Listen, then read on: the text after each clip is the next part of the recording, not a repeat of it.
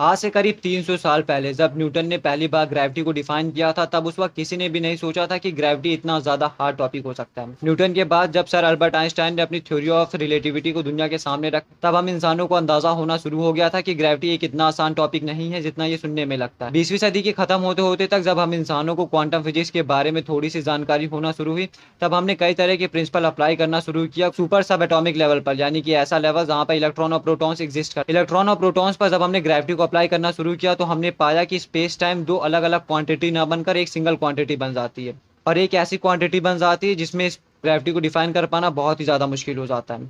अगर आप जानना चाहते हैं कि ग्रेविटी क्या होती है, सर अल्बर्ट आइंस्टाइन के क्या थॉट्स है ग्रेविटी के बारे में, इसको अपने पिछले वीडियो में कवर किया है, जिसका लिंक आपको डिस्क्रिप्शन बॉक्स में मिल जाएगा। वहां से आप समझ सकते हैं कि ग्रेविटी कैसे काम करती है। जब पहली बार आइंस्टाइन ने दुनिया के सामने स्पेशल थ्योरी ऑफ रिलेटिविटी को रखा था, तब से ऐसा लगा कि मानो पूरी दुनिया बदल सी गई है।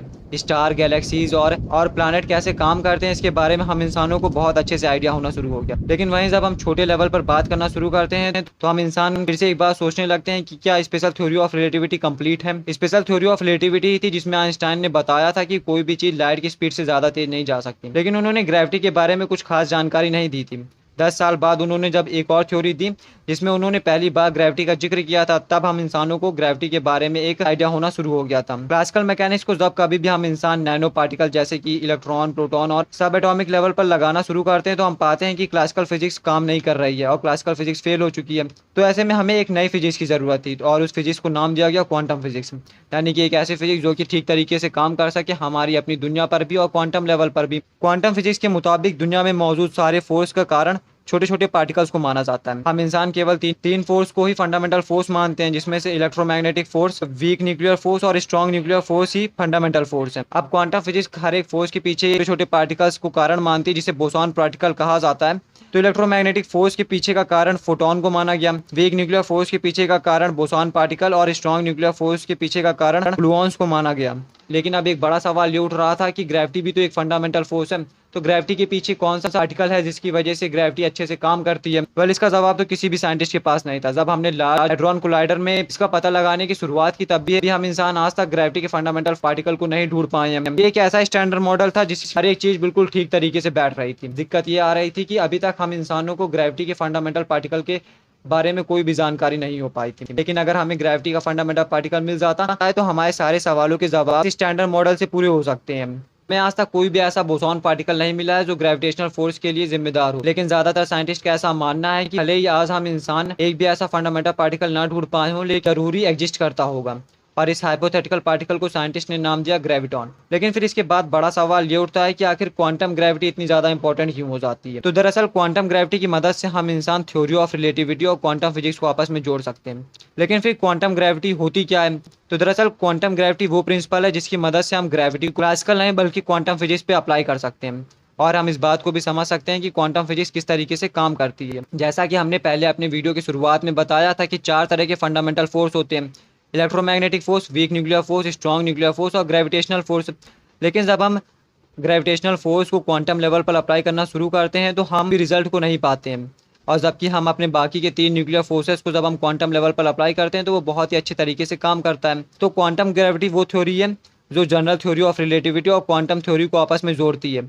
और हम इस बात को भी समझ सकते हैं कि ग्रेविटी कैसे काम करती है क्वांटम लेवल पर। हम अपनी नॉर्मल दुनिया के बारे में बात करते हैं तो वहां पर हमें 3 तरह के ऑब्जेक्ट्स मिलते हैं। ऐसे ऑब्जेक्ट जिनका वजन बहुत ज्यादा होता है जैसे प्लैनेट, स्टार और ब्लैक होल्स।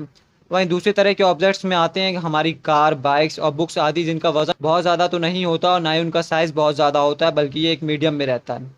वहीं जब हम बहुत ही ज़्यादा सब एटॉमिक लेवल के बारे में बात करते हैं तो ऐसे पार्टिकल्स जिनका ना ही तो वजन बहुत ही ज़्यादा है और ना ही उनका साइज बहुत ही ज़्यादा है। पार्टिकल्स को पढ़ने के लिए हम लोगों ने एक नई तरह की फिजिक्स का इजाद किया जिसका नाम रखा क्वांटम फिजिक्स। बहुत भारी ऑब्जेक्ट्स के लिए हमने क्लासिकल फिजिक्स का इस्तेमाल करना शुरू किया। लेकिन क्या हो अगर ऑब्जेक्ट का साइज बहुत ज़्यादा छोटा हो जाए और वजन बहुत ही ज़्यादा बढ़ जाए, इतना ज़्यादा वजन बढ़ जाए कि कई सारी स्टार और कई सारी गैलेक्सीज के बराबर आ जाए।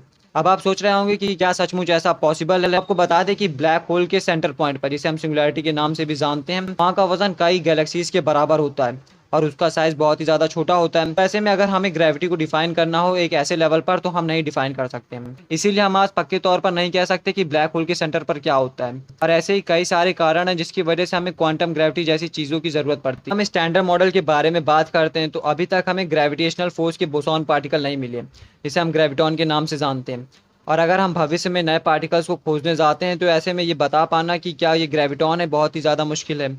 लेकिन फिर भी कुछ ऐसी प्रॉपर्टीज़ है जिसकी मदद से हम ये बता सकते हैं कि क्या ये पार्टिकल ग्रेविटॉन है या नहीं। जैसे कि एक ग्रेविटॉन को मासलेस होना चाहिए, क्योंकि ग्रेविटेशनल फोर्स की रेंज बहुत ही ज़्यादा होती है, इसे हम इनफाइनाइट मानकर चलते हैं। और ऐसा तभी पॉसिबल है जब एक ग्रेविटॉन मासलेस हो। ग्रेविटॉन की स्पिन वैल्यू को 2 होना चाहिए। जहाँ फोटोन की स्पिन वैल्यू 1 होती है वहीं इलेक्ट्रॉन की वैल्यू हाफ होती है। तो ऐसे में ग्रेविटॉन की वैल्यू बहुत ही ज़्यादा अलग हो जाती है, जिसकी वजह से हम आसानी से डिफ्रेंशिएट कर सकते हैं कि क्या सचमुच ग्रेविटॉन पार्टिकल है या नहीं।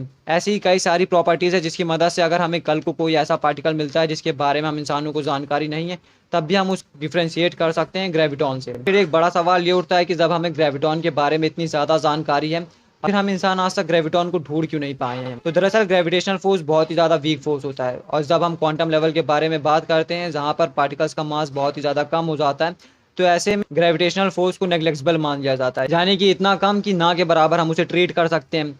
इसी कारण से लार्ज हाइड्रॉन कोलाइडर जैसे महंगे और बड़े इक्विपमेंट की मदद से भी हम ग्रेविटॉन जैसे पार्टिकल को नहीं ढूंढ पा रहे हैं। ग्रेविटेशनल फोर्स इतना ज़्यादा वीक क्यों है, इसका जवाब किसी के पास नहीं है। लेकिन फिर भी कई सारी ऐसी थ्योरीज हैं जिसकी मदद से हम इस बात को बता सकते हैं कि ग्रेविटेशनल फोर्स इतना ज़्यादा वीक क्यों है।